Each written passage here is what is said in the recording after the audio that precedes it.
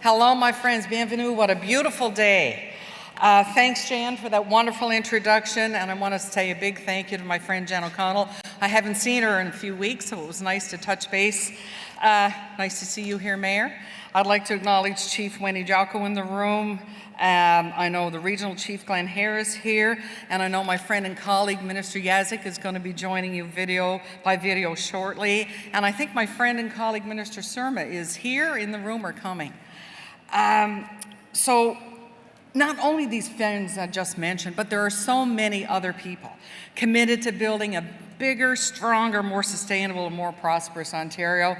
And I'm really focused on building a more prosperous and sustainable rural Ontario. Before I begin, I want to say that I'm just honored that we're gathering here on the ancestral unceded territory of the Algonquin and Anishinaabe people. And I want to welcome you to my other home. Even though Corner Brook, Newfoundland and Labrador is my home, where I grew up, I'm proud to call Canada's capital city, Ottawa, my second home. And yes, I'm a taxpayer here, Mayor. My second resident taxpayer. So we talk about things from coast to coast to coast, but I just want you to focus on rural for a minute, because we need to talk about really what matters to you as community leaders and as Ontarians. And we need to find ways to work together to deliver the best for the people that each and every one of us represent. And when we look at rural Canada, 30% of our GDP comes from rural Canada, and it's only 20% of the population. But after this thing that we've come from, you've all heard about this thing called COVID, yeah, and we're hopefully on the other side of that. The growth potential for what we need, the growth potential for our food security, for our fisheries, for our forestry, for our mining. We want to get greener in our economy. The minerals for those batteries are going to come from mines. And tourism, of course, although there's tourism in major urban centers as well, all those items I just listed off, the growth potential for that is in rural Canada. But nobody knows what you need better than your communities and you yourselves. So we do have to work together in partnership to ensure you have the supports that you need. Because you know what, when you win and you're successful, we're all successful. And we as a federal government, we've got to make sure that our policies and our programs and our legislation works for rural Canadians and rural communities. We've got to make sure that it's not one size fits all. We have to make sure that a program, if Mayor Watson wants to do a great housing project here in Ottawa, that's great. And maybe it's 1,000 units, but is it the same application process that we have to go through if a mayor in Northern Ontario wants to build 100 units or 10 units? So we've got to put a rural and remote lens. We've done a great job of putting LGBTQ lens on things, or an Indigenous lens. We now need to put a rural and remote lens on our programs and policies to make sure that they're working for all Ontarians. And like I said, thank you. And to say the last few years have been a challenge is an understatement. But you know, we have learned a lot from that. Like I know I had lunch with some of your colleagues, and they said to me, wow, your riding is big. And I say, yeah, it's the size of Switzerland, and I have 220 communities. The smallest has 42 people. The largest doesn't have 20,000 people. I have 5 communities accessible by boat only. But one thing I did do during the pandemic is I started, every couple of months, we do a Zoom call with all the mayors. But what was great about that, even though Newfoundland and Labrador is a small province, I had mayors from the north part of my riding that had never met the mayors in the south or the east or the west. So not only did we have a chance for them all to get together and build relationships and talk about it, 95% of their issues were all the same. So our Zoom calls ended up being somebody saying, oh, here's how I fixed that, and did you try this on that? So we did learn some good things through the COVID, and that was one of them. But I know we're still continuing to see the effects of the pandemic, and it's going to be continued until we get this behind us. So please get your booster, please. I just had a great celebration in my family last week. My only son had his first child, so I'm proud to say I'm a nanny, as we call them in Newfoundland. And I now am determined to make sure that I'm healthy when I'm around them, so get your booster. But look, folks, I want to talk about affordability, because everywhere I go, and I'm blessed as a federal minister for rural Canada to be able to travel rural Canada. And affordability is the #1 issue we hear when we travel from coast to coast to coast. And I know we were there to help Canadians during the pandemic, and we're going to have your backs. We're going to have your backs throughout this challenging time. We're working towards $10 a day daycare in Ontario. We're supporting Ontario farmers, and we're tackling the food insecurity through programs like the Local Food Infrastructure Fund. We're helping local communities reduce their food insecurity. We're investing $4 billion over 7 years to address the housing crisis, such as the $500 one-time payment to renters to help the cost of living. And I promise you, there will be a rural and remote lens put on the new housing program that Minister Hussain is developing now. We've had numerous meetings, and we're making sure that it is going to work for rural Canada. We've increased benefits such as the childcare benefit, the CPP, and the OAS. But I want to talk to you about the #1 file in my shop, and that's the important progress we've made to ensure access to reliable and affordable high-speed internet comes to rural and remote communities all across your province. Without good, affordable internet, Canadians, you can't access health care. You can't work from home. You can't grow your business. And frankly, you can't keep in touch with your loved ones. They're the simple things that many of us take for granted, but it's still impossible for too many rural Ontarians. We know when internet is accessible, it becomes an equalizer. And it ensures that no matter where you live, you have access to the same economic opportunities that everybody else has, because that is how we're going to change that 30% GDP growth.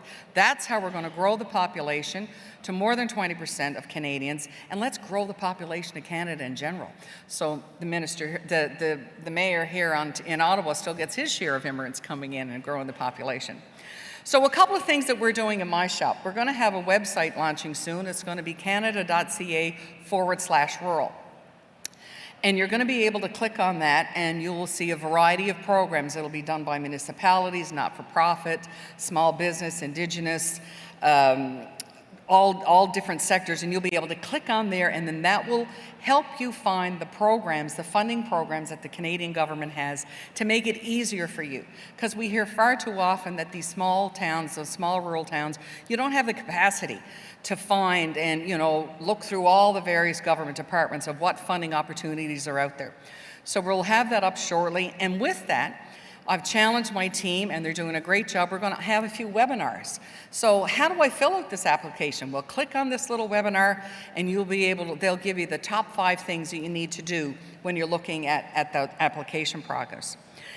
And the other thing we're going to launch in September, so stay tuned, and I promised I will share it so you can chat about it loud and clear. When we talk about the internet piece, we are going to launch an internet website where you'll be able to see where we've come, where we're going, and where we're going. Because we've made a commitment to have 98% of Canada connected to affordable, reliable, high-speed internet by 2026, and the rest of the country by 2030. And I can tell you, I'll just share a little bit of news, we are on track. But you're going to be able to click on your community, you'll see the project, and part of the ISPs, the internet service providers, they do have to report back. So you'll be able to click on and say, okay, my project is at 20%, oh, it's at 60%, it's at 80%, and the expected completion date is whatever. So you'll be able to click on there and watch the progress. Because as much as we all wanted high-speed internet long before the pandemic, there wasn't enough work done on it, but we're playing catch up and we are getting there. Our government has spent more since 2015 on connecting Canada than every single previous government combined. We do have a plan, and I can tell you, my friends, it is working. And last year, thank you, last year, I was delighted that we signed an historic agreement with the province of Ontario to work together to get this done quickly and to get it done right. So through this Canada-Ontario partnership, I'm proud to announce that we've reached over 90% connectivity in Ontario. So from Pelee Island to Seaforth, to Campbellville, to Wendover, and all the way to Angling Lake, we are going to get every nook and cranny of Ontario connected, I promise you. But remember, folks, thank you, it's not just screwing in a light bulb. There's so much work that has to be done beforehand in the engineering. And I said the departments responsible for this, industry, science, and economic development, where I'm housed, they do a great job in working with the proponents. So think of connectivity in Ontario as a puzzle, and I'm determined we're going to put every piece in that puzzle to get you connected. Look, you've got the websites I've told you about. I also want to tell you a bit about what I hear when I've traveled coast to coast, because it's the same everywhere.